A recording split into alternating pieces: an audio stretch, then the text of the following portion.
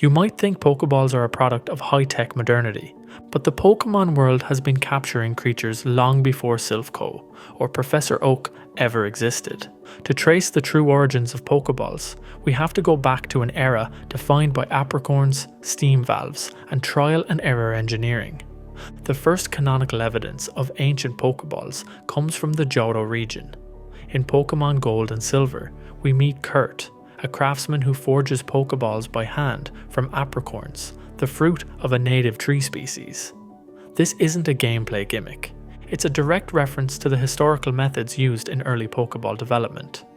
According to in-game dialogue and the Pokemon Adventures manga, apricorns contain natural hollow chambers and latent properties that made them ideal for containing Pokemon. But the clearest look into this era comes from Legends Arceus, set in the Hisui region, an ancient version of Sinnoh. These early Pokeballs are visibly mechanical. Made from apricorns and tumblestones, they emit steam when sealing a Pokemon.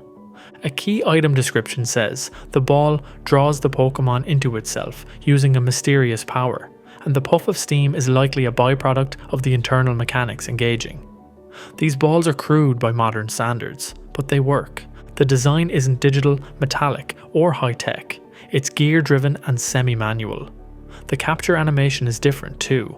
Instead of the usual red and white flip and 3 shakes, Legends uses a wood and metal clunk sound, followed by a click, more like a pressure seal than a smart lock. The Hisuian Pokeball even includes a visible latch system.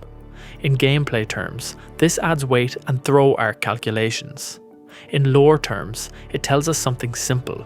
Before the digital age, capturing Pokemon required actual craftsmanship. Interestingly, Game Freak confirms through in-game text and side material that these Pokeballs work on the same principle as modern ones, shrinking the Pokemon and storing them inside. So, even before circuit boards and polymers, the core function of turning a living creature into transportable energy was already in place. There's no mention of AI, no PC networks, and no automatic transfers. Once a Pokemon is caught, it stays in the ball until manually released. Training and management were more physical. If you wanted to switch your team, you had to carry every Pokeball on your person. In short, the Apricorn era shows us that Pokeball tech is old, possibly older than organized Pokemon leagues. It evolved from local ingenuity, not corporate research. And despite the primitive materials, the results were functionally identical to today's version, a tool that could safely miniaturize, store, and release living creatures on command.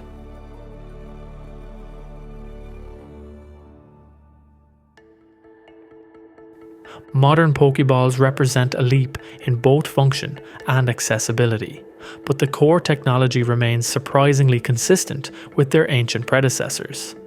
The companies that dominate this space, Silph Co. in Kanto and Devon Corporation in Hoenn, didn't invent Pokeballs.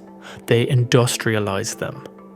Silph Co., introduced in Pokemon Red and Blue, is credited with producing the modern red and white Pokeball design used across most regions. They also manufacture the Great Ball, Ultra Ball, and the Master Ball. Devon Corp later appears in Ruby and Sapphire and is responsible for introducing specialized variants like the Luxury Ball and the Repeat Ball. While the branding differs, both companies use the same foundational mechanism, the ability to convert Pokemon into energy and store them safely inside the ball. This isn't speculation. Several Pokédex entries across generations confirm that Pokemon are turned into energy when captured. For example, Pokemon Fire Red states that a Pokeball stores Pokemon using a miniature transporter system. Sun and Moon reinforce this, describing how the device converts Pokemon into a form of light or energy before storage. In other words, Pokeballs are portable matter energy converters, functioning somewhere between a shrink ray and a digital containment unit. The transformation process appears instantaneous. When a Pokeball makes contact, a Pokemon is hit with a red light, drawn in, and then held in a suspended state. Canonically, this energy form is stable, allows for indefinite storage, and doesn't harm the Pokemon. The energy explanation also accounts for how Pokemon can be transferred digitally across storage systems like Bill's PC network. Once in energy form, transferring them is no different from transferring a file. The internal environment of a Pokéball is rarely described in official sources. However, several game NPCs, such as Ball Guy in Sword and Shield, imply that the environment is designed to be comfortable or even pleasant for the Pokémon. While not directly observable, the fact that Pokémon willingly return to their Pokéballs suggests they are not distressed by the process. In fact, certain Pokémon even trigger auto-entry behaviour, voluntarily returning to the ball when commanded. There's also a practical hierarchy in the engineering. Standard Pokeballs have a base catch rate. Great Balls and Ultra Balls improve this by increasing the strength or stability of the containment field. Specialized balls like the Net Ball or Dusk Ball use situational algorithms, factoring in environment, time, or Pokemon type to enhance efficiency. This is backed by in-game mechanics and item descriptions, which explain how each variant was designed for specific strategic contexts. Finally, some modern Pokeballs feature quality of life enhancements. The Luxury Ball boosts friendship gain, while the Heal Ball restores HP and status on capture. These additions suggest that modern Pokeball tech incorporates secondary functions, akin to embedded software, on top of the base conversion and containment systems. So it seems modern Pokeballs are the result of industrial refinement, not conceptual innovation. The core idea, convert a creature into energy and store it, remains unchanged. What's evolved is consistency, scalability, and specialization.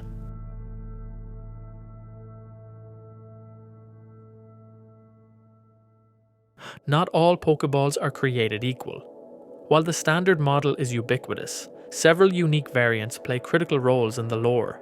Some are mass-produced for specific scenarios. Others are one of a kind, wrapped in mystery, or tied to legendary Pokemon. The most famous of these is the Master Ball. Introduced in Pokemon Red and Blue, it's manufactured by Silph Co. and is described in-game as a prototype that guarantees a 100% capture rate. No resistance, no failure. It appears only once per game in most entries, emphasizing its rarity. The lore behind the Master Ball is limited, but it's often treated as a breakthrough in containment tech, possibly using a more stable or aggressive form of the energy conversion process. While no detailed schematics exist in canon, its existence suggests there's a theoretical ceiling to capture efficiency that standard balls can't reach. Another infamous outlier is the GS Ball, short for Gold-Silver Ball. It first appeared in Pokemon Crystal, where players were meant to use it to trigger an encounter with Celebi. The ball is locked. It can't be opened, used, or discarded. In the Pokemon Chronicles anime arc, it's given to Professor Oak and eventually used to summon Celebi in the Ilex Forest. What makes the GS Ball unique is its implied custom function. It wasn't made to catch Pokemon, but to act as a key, possibly designed with Celebi's time-based powers in mind. Despite being part of a cancelled event, it remains a canon artifact with specialised programming. Then, there are Apricorn Balls, a callback to the original Pokéball crafting method. In Pokemon Gold, Silver, and Crystal, Kurt the Craftsman creates 7 distinct types, each with a specific use case. The Fast Ball is effective on fast Pokemon. The Heavy Ball is more effective on heavier Pokemon. The Love Ball works better if the wild Pokemon is the opposite gender of your Pokemon. The Moon Ball is effective on Pokemon that evolve using a Moonstone. The Friend Ball sets high friendship on capture. The Lure Ball is ideal for Pokemon caught while fishing. The Level Ball is more effective if your Pokemon's level is higher. These balls return in Heart Gold/Soul Silver and Legends Arceus, maintaining their mechanics. What sets them apart is that their functionality isn't based on modern tech enhancements, but on inherent properties of the apricorns they're made from. Their effectiveness stems from natural material synergy, not software or electronic upgrades.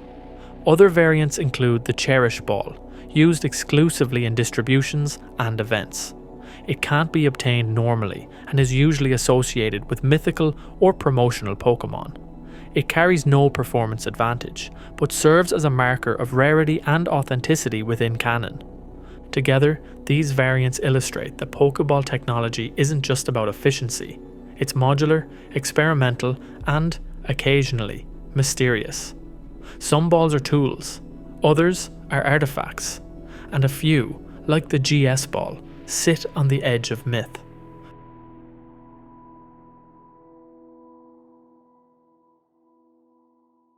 Pokéballs are one of the rare examples in Pokémon where the gameplay mechanics align closely with in-universe logic. The catch rate formula, animations, and storage systems all have parallels in the lore, even if the exact workings remain abstract. In the games, every Pokéball throw runs through a catch rate calculation. This includes factors like the wild Pokémon's HP, status conditions, species-specific base catch rate, and the type of Pokéball used. What's less obvious is that the game's visual cues, the shakes, the clicks, the breakout, are supported by in-universe explanations. Each shake represents a moment where the Pokéball's internal systems are trying to stabilize the Pokémon's energy form. The more resistant the Pokémon, the more likely it is to escape before that final click confirms the capture. This isn't just game logic. In Pokémon Colosseum and XD, Gale of Darkness, NPCs refer to Pokémon resisting capture from the inside. And in multiple anime episodes, a Pokéball is seen physically moving or shaking after a failed attempt, indicating internal struggle, not just statistical failure. Pokéball success can also depend on external conditions. For example, the Dusk Ball is more effective at night or in caves. These traits are reflected in item descriptions and supported by NPC commentary in various titles. In lore terms, it implies Pokeballs scan environmental variables before deploying specific containment protocols.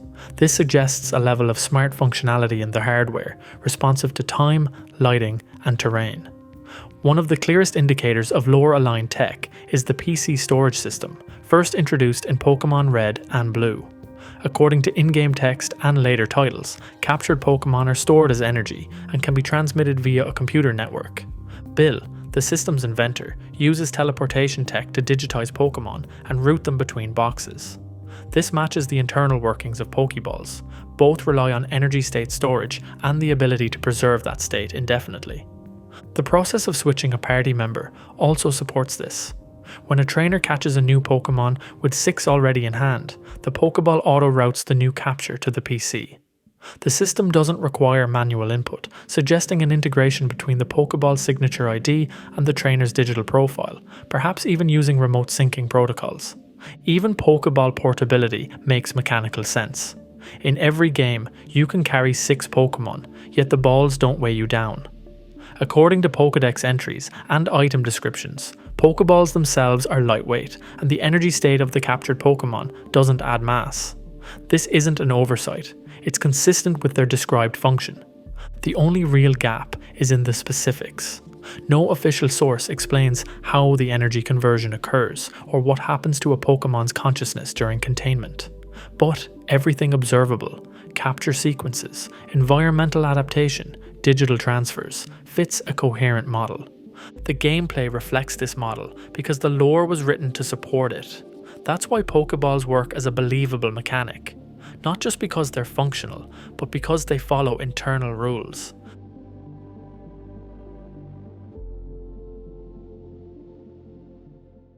Despite decades of games, anime, and supporting material, Pokéball technology still holds a number of unanswered questions. While much of their function is backed by in-game lore, several elements remain speculative, supported more by fan interpretation than canon fact. Canon stops short at energy conversion. We know that Pokémon are transformed into some form of energy upon capture. Multiple Pokédex entries, including those from Sun, Moon, and Sword, confirm this. However, what kind of energy is never explained? Is it digital? Biological? Something closer to photonic matter? The series never elaborates. Some fans compare Pokeballs to hard drives or holographic storage systems, suggesting the Pokemon exist in a suspended digital state. This theory gained traction from the anime, where Pokemon are sometimes seen reduced to red light. But there's no explicit confirmation that digital storage is involved. The word data is used loosely in-game, mainly to describe Pokédex information, not the state of the Pokémon itself. Another popular theory involves dimensional compression, because certain legendary Pokemon manipulate space, like Palkia, and others are stored in parallel realms, like Rotom in appliances. Some speculate that Pokeballs contain pocket dimensions. This would explain the idea of comfortable environments inside, mentioned by NPCs in Sun and Moon. But again, no canonical material confirms this. In fact, Legends Arceus shows early Pokeballs emitting steam, suggesting mechanical, not dimensional, processes. There's also the question of voluntary compression. In both the anime and games, Pokemon frequently return to their Pokeballs without resistance. This has led to the assumption that being captured is a voluntary act after the initial battle. Game Freak developers have hinted at this dynamic in interviews, and the concept aligns with Pokemon Snap and Pokemon Go, where Pokemon behavior affects capture likelihood. That said, Pokeballs still work on wild Pokemon without consent, so the voluntary aspect likely applies post-capture when the Pokemon is already bonded to the trainer. Another curiosity is the Pokeball's apparent autonomy. Certain balls can auto-track and adjust for arc and speed.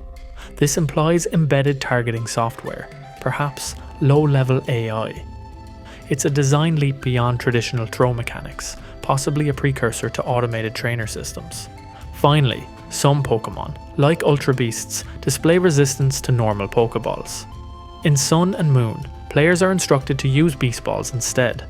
This suggests that Pokeball tech is calibrated to specific biosignatures or interdimensional traits.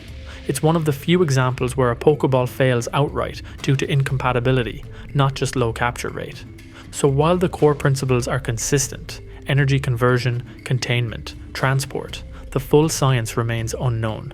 Whether it's advanced physics, pocket dimensions, or biomechanical syncing, Pokeballs sit on the edge of science fiction.